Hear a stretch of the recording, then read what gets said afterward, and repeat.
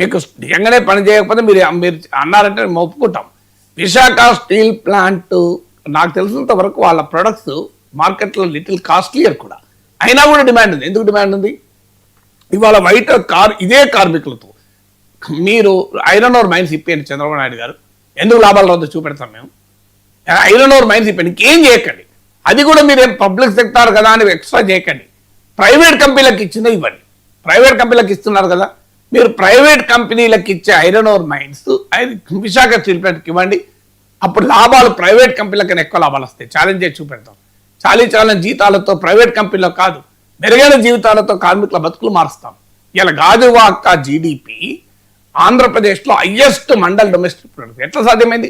Steel plant లేకుండా సాధ్యమైందా? ఇవాళ ఉమ్మడి ఆంధ్రప్రదేశ్లో హైదరాబాద్ తర్వాత gross district domestic product Visakhapatnam ఎక్కువ.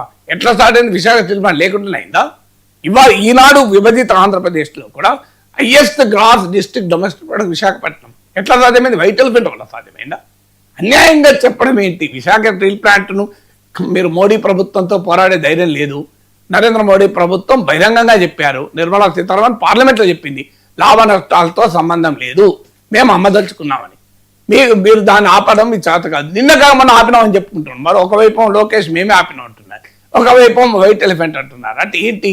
నేను ఆ రోజు 11,000 కోట్ల ప్యాకేజ్ ఇచ్చింది కూడా చెప్పాను. దీన్ని అందంగా ముస్తాబు చేసి ప్రైవేట్ వారికి అమ్మటానికి ఎత్తుగడ. మీరు చూడండి, ఇది ఆదానికి అమ్మేస్తారు, ఆదానికన్నా అమ్మేస్తారు, లేదా మిట్టల్ కోసం విశాఖ స్టీల్ ప్లాంట్ కంప్లీట్గా నిర్వీర్యం చేస్తారు. ఇది ఎత్తుగడ.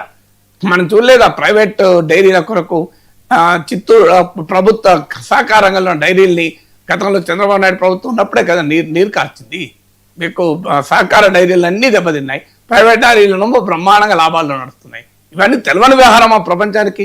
మీరు హిందుస్థాన్ ఏరోనాటిక్స్ లిమిటెడ్ను తొలగించి పనికిమాలిన అనిల్ అంబానీ కంపెనీలకు మీరు రాఫెల్ కాంట్రాక్ట్ 20,000 కోట్లు ఎట్లు ఇచ్చారు? అనిల్ అంబానీ కంపెనీ మీకు రాఫెల్ యుద్ధ విమానాలు తయారు చేసే స్థాయి ఉన్న కంపెనీ, ఆన్ పేపర్ ఉన్న కంపెనీకి ఇప్పించారు. ఇవన్నీ జరుగుతుంది. ఇదంతా ట్యాక్స్ పేయర్స్ మనీ కాదా? స్టీల్ ప్లాంట్ పైన అభాండాలు మోపడం అనేది తెలుగు ఆంధ్రుల ఆత్మగౌరవం పైన దాడి, తెలుగు వారి ఆత్మగౌరవం పైన దాడి.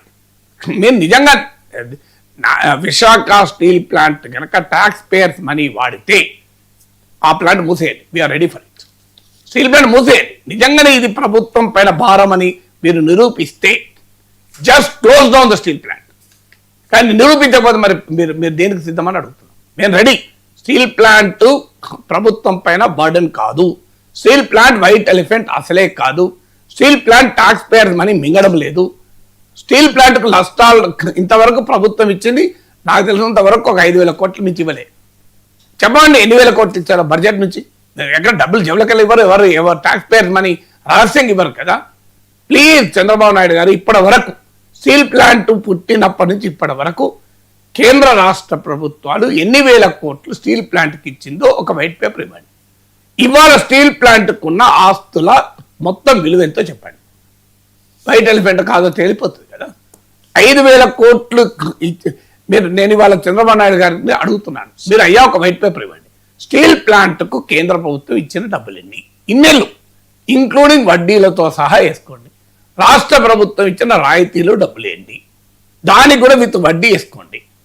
అలాగే స్టీల్ ప్లాంట్ కట్టిన ఇన్కమ్ ట్యాక్స్ ఎంత, స్టీల్ ప్లాంట్ కట్టిన జిఎస్టీ ఎంత, స్టీల్ ప్లాంట్ కట్టిన వివిధ రకాల పన్నులు వేసుకోండి.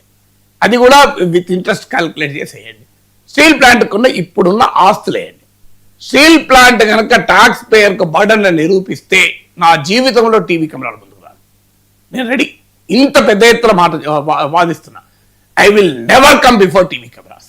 మీరు ప్రూవ్ చేయండి, ప్రూవ్ చేయండి. మరి లేనప్పుడు మరి మీరు అన్యాయంగా స్టీల్ ప్లాంట్ మీద బాండాలేండి. ఎందుకంటే స్టీల్ ప్లాంట్కు అనేక సార్లు వెళ్ళిన వాడిని, దానిపైన స్టడీ చేసిన వాడిని, ఆ కార్మికుల మీటింగ్లో పాల్గొన్న వాళ్ళుగా చెప్తున్నాను. ఈ 3 దశాబ్దాల నా ప్రజా జీవితంలో నేను దాదాపు 3.5 decades నా పబ్లిక్ లైఫ్, 24 years అప్పుడు నేను వేదిక ఎక్కితే పబ్లిక్ లైఫ్లో, ఇవాళకి 37 years నుంచి నేను ప్రజా జీవితంలో ఉన్నాను. ఇప్పటికి అనేక సార్లు స్టీల్ ప్లాంట్కి వెళ్ళాను.